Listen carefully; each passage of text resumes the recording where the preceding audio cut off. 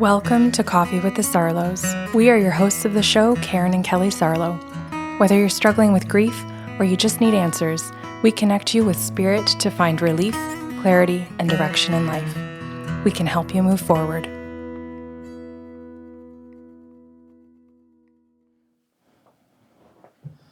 Good morning, Kelly. Good morning. Oh, I almost said good morning, patrons. Yeah. I would imagine some of them are here listening to Coffee with the Sarlos. So, Early. Pardon? Early. Yeah, so let's say good morning to patrons, too. Your coffee smells so freaking good. It's black, so it smells better than it tastes. Oh. Tastes Okay. like bean water. Right. Okay, and I've given up coffee. So I've determined and I've made the decision that I'm going to thoroughly be in love with the smell of coffee, and that's all Okay. about coffee because I like it with the cream and the sugar, and that's just not good for you. So I've decided I'm just going to love the smell. Let's see, let's see, mind coach. Mind coach. Well, you're a mindset. mindset coach. Also health and fitness coach. I don't think what you're doing is necessarily healthy. Oh, okay. We'll chat about that later then. Mm-hmm. Okay. Okay, so I went to Harry Potter to grab names, and I have two gentlemen. So I grabbed Albus and Remus Lupin. You're going to use the full name? No, This is new. I thought Remus Lupin was his first name. No, Lupin's his last name. Oh, jeez. You can't imagine the amount of disappointment I feel right now. Okay. So I'm just going to glide past that. You thought that was one name? Yeah. Like with a space between it? Yeah, you want to know why? Because I go on Google. Like a Cindy and Lou? I type in, like Karen Ann. Like I type in. I thought it was his middle name. Because I type in Harry Potter names. And if you go on that, anybody that wants to go on that list can see that I got Albus. And then I had Harry. And then I got Remus Lupin. Mm. And I think at least that's what I did. And this is a bad start. So I'm going to go with Albus is my client. Albus better be a fucking rock star of a client. Oh, he's not. And Remus, it's going to be super disappointing, everybody. I can imagine all the people like, what the hell, Karen? I better go back and watch Harry Potter again so that I have a better idea of all of this. Because clearly the lady that told me to use Harry Potter names did not understand how badly I would do this. We're just blaming everyone this morning, I hear. No. It's the internet's fault. It's the lady's fault. You want a mindset coach? Let's talk about accountability. Holy shit, Coffee with the Sarlos just totally did a switch. Okay, let's get into this story. Albus is my client, and he's asking at the very beginning of the session, he says to me, if I give you a name of a person, could you go open and just see what you get about it? And I said, yeah. I said, do you understand you could get past lives with the person? You could get a current situation. You could get future, the soul contract. There's quite a few things that you could get in this. And if the person's dead, you could get medium. Or if they have medical issues, you could get medical intuitive. There's such a variety of things. And he goes, oh my God, no. He said, I had no idea I could get that. And he says, and I really don't even understand what all of those words mean. He said, so I don't know what to do. He said, which I think is really fair. And I think it's a really good example for listeners to understand the nervousness of someone coming to a session because they don't really understand all of the services we offer. But they might know that there's medium, and then they get in and they hear the list of 9 services and they go, what the hell? Now I don't know what I want. And they can feel, I'll say discombobulated or confused. like right at the very beginning of a session, and it can really throw them off. And I'm aware of that. So I try very hard to make that something that I can give them choices to say, hey, I can explain the services, or you can trust the idea that you wanted to go into open and that the spirit world is going to show up and try and answer your questions and meet your needs. And we might do a good job, meaning the spirit world and me, Karen, we might do a really good job, and we might not. I don't love the setup of this at all. Really? Yeah, I don't. I don't think it's giving you or the spirit world enough credit. I don't think it's giving clients enough opportunity to take accountability for things to go well. Okay. Like, I just think it could be set up in such a more mature way. Yeah. Because I think this is also indicative of how a lot of people live their lives. Right? So can I rewind for a second? Absolutely. If you are someone listening and you have a future session booked with Karen and you've never done this before, or you've seen another psychic medium before, right? And you just haven't seen Karen. One of the things I would recommend, in fact, no matter who you're seeing, is to sit down and ask the person, walk me through your process and tell me what my options are. I think that is the best way to sit down with a professional whose profession you don't know or do. Right? Because at that point, you're saying, you educate me as to what I'm allowed to ask for, and then I will frame my expectations around that. Right? Like, I think that is a much better situation for success. And then when we look at the fact that we have desires as human beings, which is totally fine, by the way, but our desires are not necessarily our needs. Yes. When the client sits down and says, go open, and you mentioned, oh, sometimes we do a good job and sometimes we don't. I don't think that's fair, because if the spirits are showing up with an intention to meet the client's needs, that doesn't necessarily align with their wants. Yeah. And that doesn't mean they or you did not do a good job. Right. It means that if the client relinquished control, whether they understood that or not, when they said go open, the spirit worlds assume whatever it is the soul needs in this moment. That's a job well done, even if the client doesn't like it. I think that's really well said, Kelly, because that's exactly how I see it, is that the guides will always give what the needs are above what their wants are or their hopes. Yes. And I understand, again, that there might be some disappointment on a client's part, but I think if we're unsure of what the possibilities are, go in and ask that question with curiosity. The other thing too, when I was saying I think this is how people live their lives, this is the equivalent of sitting down with another human and being like, so what do you want to talk about? But you have an agenda, hoping that they're going to bring it up first. Yeah. And if you have an agenda, talk about it. Put it on the table. Say, this is what I'd like to discuss with you. Address the issue directly.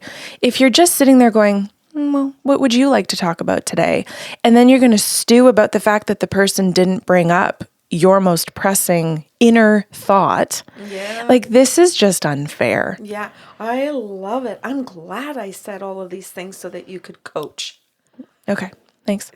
It's fantastic. And I think it's good for me to hear, and I think it's good for everybody to hear, regardless if it's about someone coming to a session or just about other relationships in their lives, right? Where they might identify and go, oh shit, I do that to my wife all the time. Or, oh my God, I do that to my kids. And then my kids are they behave this way and they're frustrated with me. And then I'm mad at my kids' behavior, but I don't understand. I'm the one that started it. Right? Yeah. Okay. Let's go back to Albus now. Okay. Thank you. That was awesome. Okay. So at the beginning of the session, he asks me for Remus, and Remus comes in and says, he describes the friendship between the two. He says, this is a friendship. And he said, that's it. It's just a friendship. And he said, Albus is a single person. I was married. And so he's just giving some facts at the beginning. And he says, Albus, people placed me a lot in the relationship. And he says, I can say that now. He says, I understand what it's called now. And he said, and for quite a while in the friendship, I did too. And I said, how long were you guys friends? And he goes, oh my God, decades.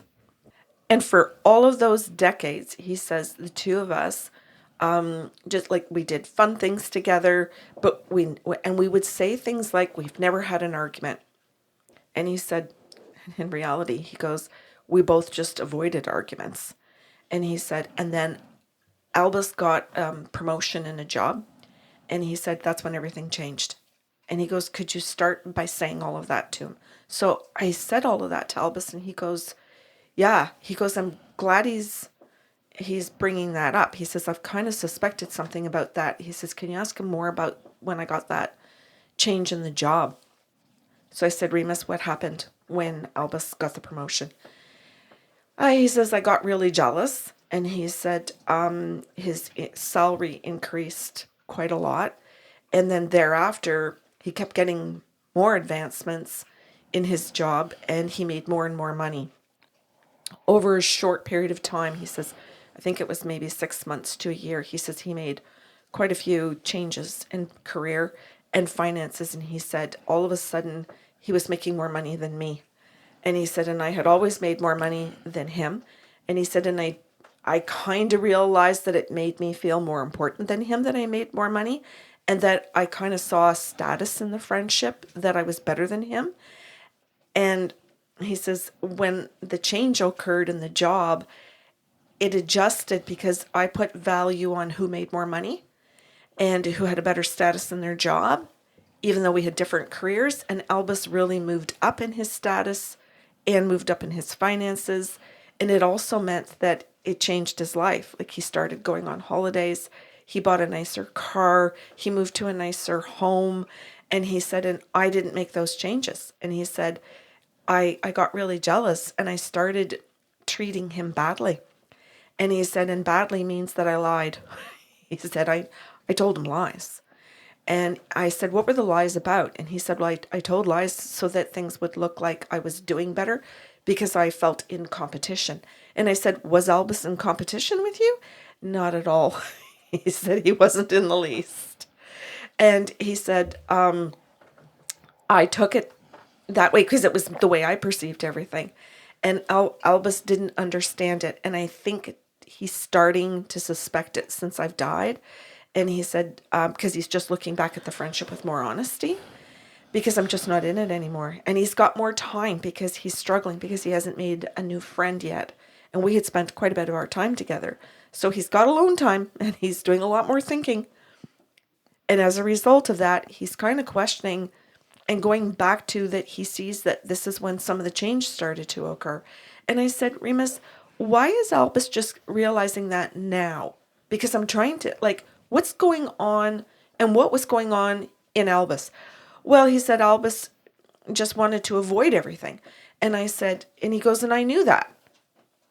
I said, why did you know that? And he goes, because we had both been avoiding things in the friendship. So I knew Albus was an avoider. And at that moment, I knew that if I changed some of my behavior and I did things that were a little mean to Albus, that he would not call me out for it. And I'm like, holy shit. I'm just freaking loving how Remus's soul is just sitting in all of this beautiful integrity and honesty, where he's just saying exactly what he did, the intention that he did it with, the knowing that he did it with, because it helps me be able to say everything to Albus. So I repeat all of this to Albus. And, he sits there, Kelly, and you can see the hurt. Mm-hmm. You can see, like, wow, this was decades of, I'll say, agreeing to avoid issues that I thought meant we had a good friendship. And Albus looks at me, and you can see that he's quite sad. And then I said, does this make sense to you? And he goes, it does. And I said, Albus, do you understand that Remus is trying to say that you both avoided and that this is a behavior in who you are? And he's owning his own, of course. And he says, yeah, he says, I'm understanding that I do. And he says, and I can see that in different areas in my life. And I can see where I always get away with it because, especially in the last couple of years, because my job has always given me the opportunity to do that. And I've still succeeded doing it. And I thought that I was successful in friendship because Remus let me do it. So I saw that behavior was something that actually was good in my life. And I didn't see any reason to address it. And he goes, now I'm sitting here and I'm listening to this and it makes sense that it's time that I do. And he said, so I'm glad that Remus is telling me this. He goes, can you just go on? I want to hear more of what Remus wants to say. So Remus goes on and he gives them little examples and says, this is how I treated you. Like I started, using forms of verbal abuse. I used dismissiveness. And so literally as I go through the forms of verbal abuse and say the word, Albus will stop me and say, I think I understand dismissive, but I know what that means. I didn't know it was a form of verbal abuse. And I said, okay. So then I give him our resource, Patricia Evans' book, The Verbally Abusive Relationship. And he looks at me and he goes, like mind blowing. He goes, did you just say that there is somebody who actually sat down and wrote a book about being verbally abused? And he goes, and that there's a term, verbal abuse? And I said, yeah. And he goes, what the hell is in the book? Have you read it? And I said, yeah, I read it a lot. I said, I've read it more than half a dozen times. And he goes, what? Why? And I said, because I said, when you're raised to people please, and he goes, that would be me.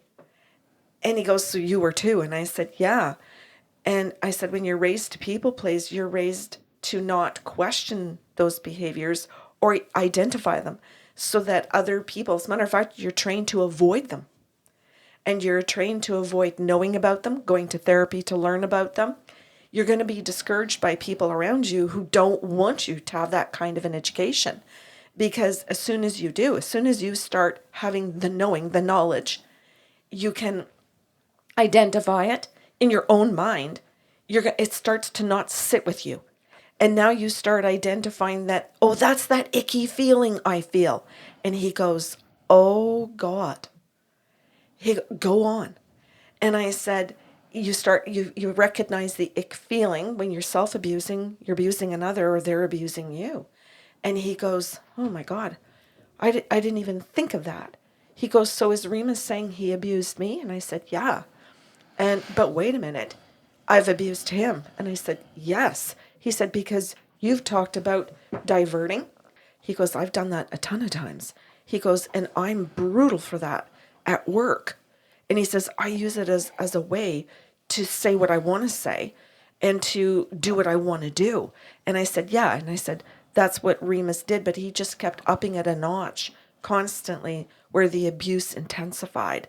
And you remained in the same stance of avoid. He goes, well, would it make sense, Karen, that somebody would do that to you, say in a friendship, and you would sweep it under the rug? Because he goes, let's face it, I must be king of sweeping things under the rug. And then I would go to work and I would do it to somebody else. And I said, oh, yes, you could do that. And he goes, because actually I'm mad. He says, I've only really recently realized how angry I was with Remus. And when I realized it, since he's died, I just thought it was his death. I just thought I was really in a rage because he died and I was grieving. So I've been telling people that I'm angry because I'm grieving. And he goes, but underneath the grief is that I'm actually angry about the way that Remus has treated me for our whole friendship. And I said, yeah. And he goes, but you're also saying that if I read the book, that I'm going to learn that I'm also probably extremely angry with a lack of setting boundaries, a lack of addressing everything, the lack of confrontation skills. But also, you're also saying that I'm going to be mad at myself, that I've done these things to myself. And I said, yes. And he goes, okay, does that Evans lady, is that woman going to teach me how to stop and be a better person? And he said, because I haven't been able to make a friend since Remus. And he goes, and I've been wondering if the reason I can't make another friend is that nobody else will tolerate the behavior I'm doing. And he goes, and I think I'm feeling very confused right now. He says, my head feels like all in a mess as you're talking about this. And I said, yeah, I said, I bet it does. I said, I feel empathy and compassion for you. I've been in that place where you feel confusion because you haven't got the knowledge yet. You feel the confusion and you're likely to stay where you are, and you're likely looking for friends that are going to continue. Yeah, he says, I keep saying you're to everybody that I meet, you're just not a Remus. And he goes, and I say it in my head that they're just not a Remus. And he goes, so that means that I'm actually looking for somebody to keep treating me the same way so that I can keep doing the same avoidance. And I said, right. Even though it makes you angry. Right. And he goes, Karen, this is messed up. And I said, yeah.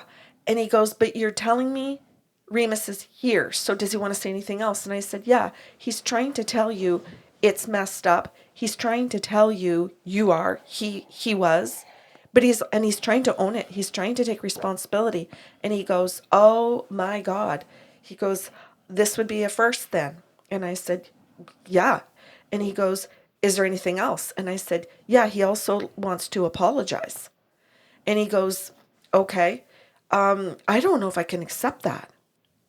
And I said, that's okay. My job is to deliver it to you. Your job is to take it and process it the day you're ready. Oh, I don't have to do it right now. And I said, no, you certainly don't. You need time to go off and do your own processing. And then it could, and he goes, when? He goes, when will I ever be able to forgive him? And I said, maybe when you do some of the work involved in finding your own integrity. And he goes, he just looks at me and you can see he's freaking annoyed. He goes, so you're just calling me out. He says, you're just saying I have no integrity. And I said, yes. Yeah. I said, that's correct. And he goes, so wait a minute. He goes, it's not you calling me out. Like, he goes, excuse me. He goes, I just said you did. And he goes, but it's Remus, because I asked for Remus. Mm-hmm. And I said, that's right. And he goes, and you're channeling extra messages, but that would come from my spirit guides. So you're not actually calling me out. You're not telling me I'm a bad person. I'm going into my shame about my behavior. And now I'm sitting in my anger about Remus. And he says, I've got anger and shame. And I said, yeah. He goes, this is not a good combination. And I said, okay, what do you do? What do you do when you're in it? He goes, well, I think I want to just sort of shut this conversation down. I don't want to be in this session. And I said, that's an option. I said, that's totally an option for you to shut it down. You are welcome to. It's your money. It's your time. It's everything. Like, we're here to help you. And he goes, right. Oh, so you're not the one causing my shame. You're not trying to shame me. Albus says to me, I want to stop. He says, I want to apologize to you. He says, I don't want to stop the session. He goes, I'm just saying I want to stop for a minute. He says, because clearly I have some freaking growing up to do. And he goes, Karen, like, I'm your age. He says, I'm way too old for this shit. And he goes, and I'm really trying to get fit, and I'm trying to eat better, and I'm trying to live a better life, and I want a friend. I don't have a partner. My friendships mean everything to me. And I'm realizing that I don't make a good partner. I don't make a good friend. And he says, I've been trying to figure it out. And he says, why I had such a long friendship for decades, which meant to me I was a good friend. And he said, and now I'm realizing that Remus and I just were not good friends to each other, and that we tolerated each other, and that we used each other. And he said, and I'm angry about all of that. And he says, but he's here to apologize and acknowledge it. He says, that's better than what I was coming here for. He said, I was just trying to figure out what happened. He goes, Remus is way ahead of me. And he says, I'm glad that he is. I need that. And he goes, and I'm really grateful that you're telling me all of these things, because clearly I need to get my ass in therapy. And he says, and I have refused to do therapy, and I'm in my 60s. And he goes, so I'm this grown-ass man, like, in terms of biology, and I have picked a friendship where I didn't have to grow. I didn't have to change. And then when he died, it's only since then have I been sitting down questioning everything. But he says, trying to put all of it on Remus and not on myself. And Remus showed up to own it for himself and then to say, hey, what are you going to do with this? You're the human. You got to figure something out now. And what do you want to do about it? So I'll give you a couple of resources, but you know some others. So you're smart enough, clearly. So what do you want to do with it? And he goes, so I think, he says, what I want to do for the next part of the session is thank Remus. I do appreciate the apology. And the acknowledgement and all of the help. And then I want to move into the next part of the session and ask how I can move forward, which was really cool. So the next part of the session where Albus gets things like the resources to understand people pleasing, confrontation skills with books like, what's his name, Kelly? Never Split the Difference. Mm-hmm. Chris Voss. Thank you. I'm trying to think. Hold Me Tight. Dr. Sue Johnson. Sue Johnson. I was going to say Susan Forward, but Susan Johnson. He gets books as resources, and he says to me at the end, okay, he says, you've given me a lot of books as resources. Do you know what I do for a living? And I said, no, Remus just said to give you the books. And I said, but truth be told, we do give a lot of books, podcasts, and we try to give variety of ways that people can learn in the ways they want to learn. And he goes, I'm a professor. He says, I do a lot of research. And he says, I do medical research.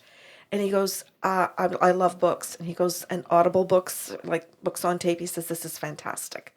So at the end of the session, because this is how the session ends, he gets tools. And he says to me, I'm a big believer in the tools because it's what I'm trying to give other people in life by doing research.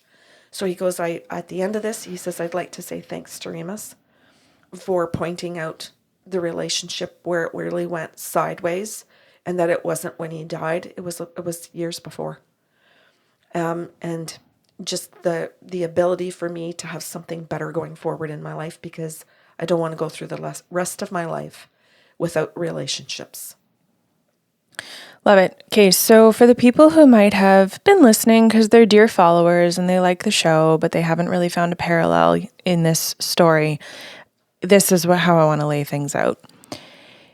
The pain point that might have been missed in this story is not being known, not being deeply known for who you are. Because if you are in avoidance, if you are not willing to confront micro issues, macro issues, etc.